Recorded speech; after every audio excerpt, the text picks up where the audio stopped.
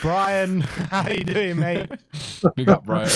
I've had some fun listening to that. My dear Lord, I love Mr. Box Office. I do love him. But yeah, I will say me and Mr. Box Office are going to disagree on quite a fair bit. Always good to see Fanny Kiriakou in the... It's good to see you, Mr. Drain. Fanny Kiriakou is in the studio. It's always a pleasure to be in. And of course, my brother Ben, and I hope everyone in the studio is good. Right, when we have this chat, let's talk about going through to the quarterfinal of the AZ Alkmaar.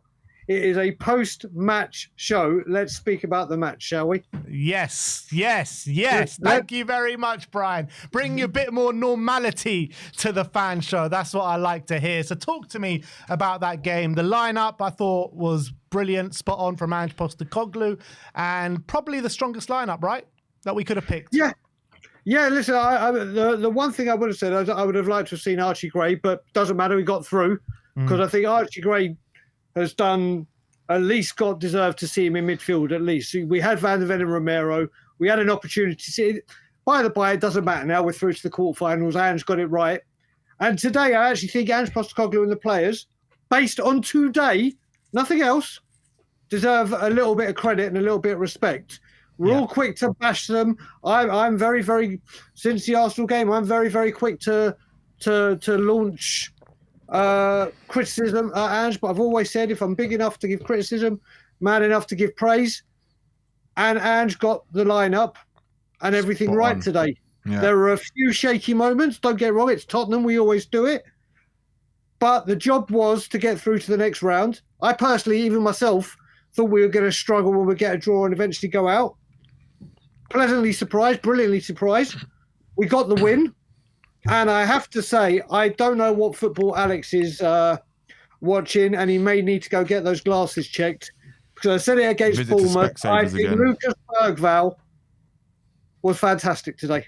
Yes, he gave away the error for the goal, which could, listen, if we look at every single error that's gone through Spurs defenders or Spurs midfielders this season, we could have a long rap sheet. It was a mistake. It did bring it back and put a bit of tension and nerves and anxiety into the result. But we saw it through. But Danny, do you know what? You used a word. I was listening to it on the walk to the yard to the station, and you said the word scanning. And it was bang on the money. He's always looking at.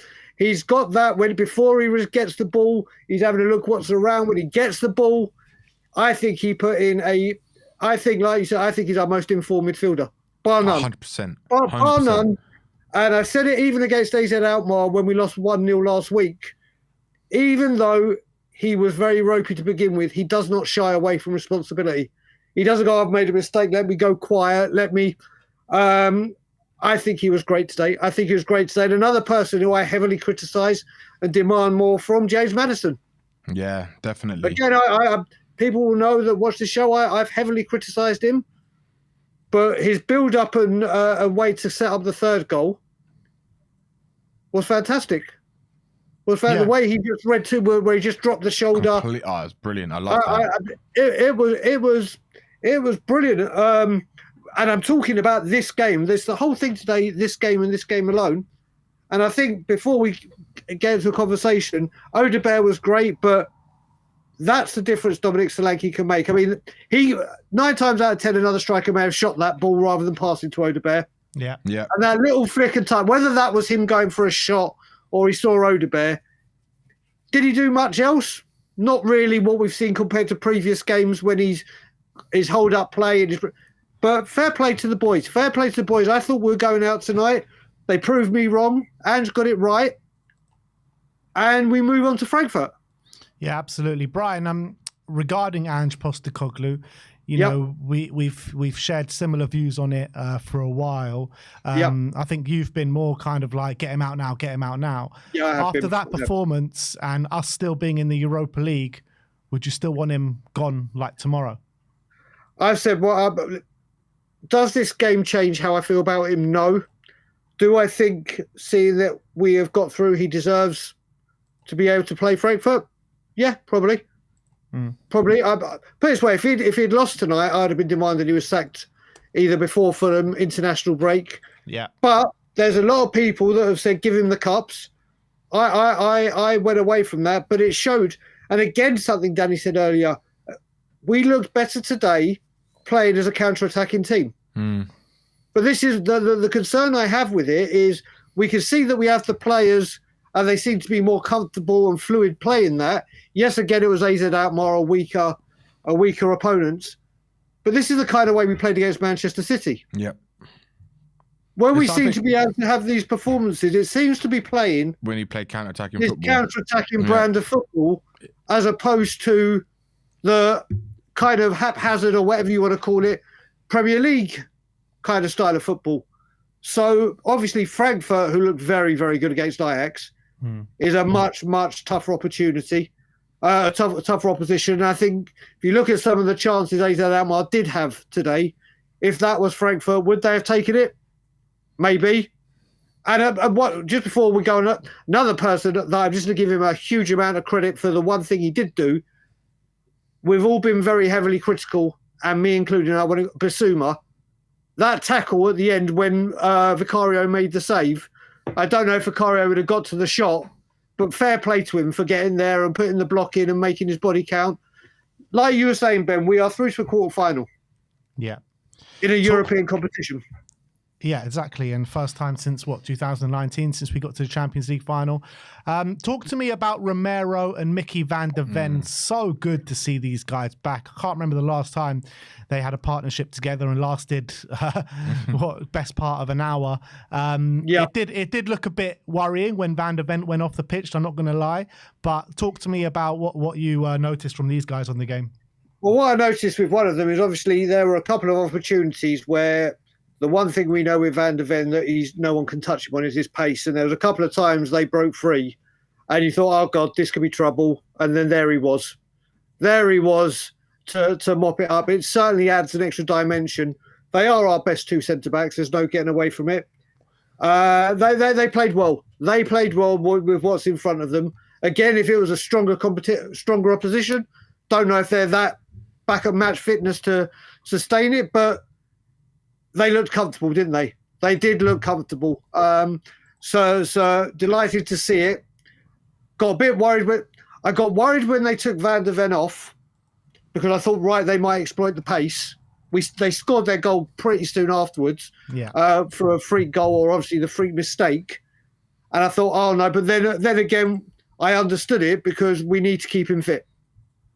Yeah, we need to keep him fit. I thought it was the right decision, but it was just worrying how we did look a bit ropey after he went off, and it was kind of like one player kind of changes just too much in this team.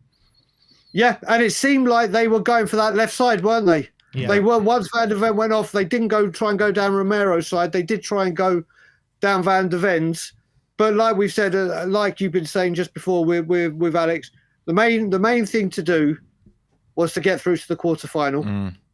We are through to the quarterfinal, which is all that we wanted. I mean, we can all imagine if we'd gone out, it would have been absolute carnage across all YouTube channels, all social media. It would have been absolutely hell for everyone going nuts. We are through to the would have been like quarterfinal. Mr. Box Office's call. Yeah. Well, you know, the thing is as well, Ben, it's like you said, we had a conversation about it the other day. What I've seen as well on social media on the way back is, like you said, Bergvall did so much good, but everyone is focusing on the mistake. Yeah. It's like a player can do 5, 6, 7, 8, 9, 10, whatever amount of things well. If he makes one slight error, all right, this was more than a slight error, then everyone just harpoons and goes for that one error rather than saying, well, look what he did during the game. Look how he was always going forward. Look how he's... And Danny, that word you use is spot on. Honestly, you should trademark Bergvall scanning. You should that should be yours, buddy. Because I can't think of a better word to use for it. He is some talent. You know what, Brian? I mean, I used to do that as a footballer when I used to play in central midfield or in midfield, but you see it with all the really good central midfielders. I think Lampard used to do it quite a lot as well. I think Gerrard used to do it a lot. these type of players, when you see they're always it's their spatial awareness. It's their awareness of what's around them, and they're always looking, because they're always looking for the right movement, the right space. Because once they put themselves into the right position, that's how they can affect the game, and that's what you see with Bergvall a lot of the times. But today he was doing it in a number 6 role, which was even more impressive, because I think that's probably, he's not even a natural number 6, but that was his best performance probably, is in a Spurs shirt, and it was in the number 6 role, and that's a role we've really been crying out for someone, because our players just haven't been up to scratch to even play half as good as what he's been showing us. Yeah, you know what I loved about him today as well, and it won't get the headlines of the best part of his play. It's his anticipation and reading of the game. Every time they were trying to come out, you just saw some guy sliding in, doing the press, going ahead of Sarr, ahead of Maddison, and you looked, it was Lucas Bergvall. If there was a guy going to ground to win the ball, it was Lucas Bergvall. Yeah. His press, his energy levels, he was doing the dirty work as well. He was doing like the player I could kind of immediately come to, he was doing like the Scott Parker role. Yeah, but he was doing like, he was all over that midfield. He was a presence there. He was a threat both attackingly for us and defensively, keeping check. He put in a leader's performance today. I honestly, and like we said, we're talking today. I even said it against Leicester. I think Bournemouth, when he came on, he made an impact. He may not have had as bigger impact, but compared to the first midfielders we had against Bournemouth, again, he wanted to get the ball forward. He wanted to. Yes, he sometimes loses the ball and gives the ball away cheaply or whatever. But this is a bit that yes, he needs to get that out of his game. But if you want a player to create and make these advanced passes rather than the 5 yard sideways or backwards passes or just passing it on to your teammate next to you, if you're going to try these different variations of passes, you're not going to get them right 100% of the time. Yeah. But at least you are trying to get that ball forward. At least you are trying to get Spurs going in the right direction. And I think he did very, very well today. I don't know what Alex was seeing. Alex can see the game differently to most people, as we all can. All of us. Listen, all of us that come on YouTube and on your shows and our own shows, and everyone in the chat, we all see football differently. We all see a player's role differently, or what the player offers differently. I mean, I'm sure people will be going on about Odegaard today. Yeah. Yeah. Odegaard grabbed 2 goals. Yeah. He took the first goal. Yes, it was from an error and it was quite, he had no one round him. But someone out of form or low on confidence or help with any game minutes, that could have gone wide, over, keeper saves it. He curled it away so it went far enough away from him. And he had to be there like Brendan Johnson on the far post to get that goal coming in from the wing. And also, I think Sonny looked brighter today. Yeah, I was about to ask you about Sonny, Brian, because you mentioned Maddison. 2 players in the leadership group of Maddison and Sonny, 2 players that Ange left out the starting lineup on the weekend. And they really seemed to reap the benefits of that today, didn't they? They did. I mean, I don't know if you guys have seen it, but I've seen some tweets saying there's a bit of tension with Sonny and the home fans tonight. Have you seen that? No. What happened? So there's a couple of things that apparently, when he went past a couple of players, then he knocked the ball out when it was easier to cut it out, when he ran the ball out of play. Yeah. So apparently the Spurs fan, when you go, just because it, and apparently there was a bit, and then Sonny said something or which has probably been taken widely out of context, but apparently a few Spurs fans, lower South Stand, reacted to it. I'm not too sure what it was, but he was brighter today. And again, people go, it's the Dutch team, blah, blah, blah. We're talking about today and on the game. Yeah. And today, could he have done more? Could he have scored? Yeah. Could he get the ball in a bit quicker sometimes when he's out wide? Possibly. But it was a better performance. But what he did do, Brian, he had his heavy hand in 2 goals that we scored today. Yep. He non-stop running pretty much the whole game. He was a constant threat on that left-hand side. He was constantly asking questions. I mean, he could have scored a goal and that would have, maybe endeared himself a lot more and he would have got a lot more praise. But I was very happy with his display today. Yeah. Again, I was pleased with it today, especially because at the moment he's been he's either been he's been very good for a half, or he's been non-existent, hasn't he? I mean, I think it was the AZ Alkmaar game, the return leg, where it was just 0-0-0-0, wasn't it? Well, he's come back and delivered a performance like that today. And if everyone's going to have a go at him for getting 0-0-0-0-0, then you look at his stats tonight, they're a lot better against the same team, then you got to give it praise, surely. If you're going to criticise for 0-0-0-0-0-0, then obviously heavily involved in 2 goals, doing what he did. Could he have done more? Yes. But has he vastly improved from the last leg? 100%. I think regardless of the last leg, I just think he had a very good game just in his own right today. Yeah. So yeah, I mean, yeah, I'd agree. I would agree. I would expect a little bit more from him, if I'm honest. I would have wanted maybe a goal. But like we said, it's a game where we won 3-1. We're into the quarterfinals. Injured players have got more minutes. And we move on to the quarterfinals and we give everything we got against Frankfurt. Yeah, talk to me about that Frankfurt game. Do you think after, I don't know if you saw much of the Ajax game today, but they absolutely demolished them, didn't they? Yeah. How do you fancy our chances in that game? I saw the second half. And Frankfurt looked very, very good. But on the other side, Ajax looked absolutely woeful. And I do mean they looked woeful. I mean, you just got to look at that where the goalkeeper came running. Vicario with his distribution again. Oh, that's boy. the one thing. That's the one. If there's one little moany thing I got, Vicario and his distribution, he's got to improve that. He's got to. But getting back to Frankfurt, they look very, very sharp. And you think about it, they've just lost Mamouche. Yeah. And they still look very, very. It's the first leg home or what? First leg's home this time, isn't it? Home, yeah. So let's just hope we can get a very, very good performance in the first round. Because I think going back to their place will be tough. We played them in the Champions League group, didn't we? Yeah, we beat them. We beat them. I heard a certain someone could be with me on the watch along for that game. There could be. There could well be. Well, actually, there could not well be. There will be. Because A, I want to spend some time with you. But B, I need to sit in those chairs. I need to sit in the chairs. Brian. I need to sit on the low table and not have a backache. I cannot wait to be back in We Are Tottenham TV HQ.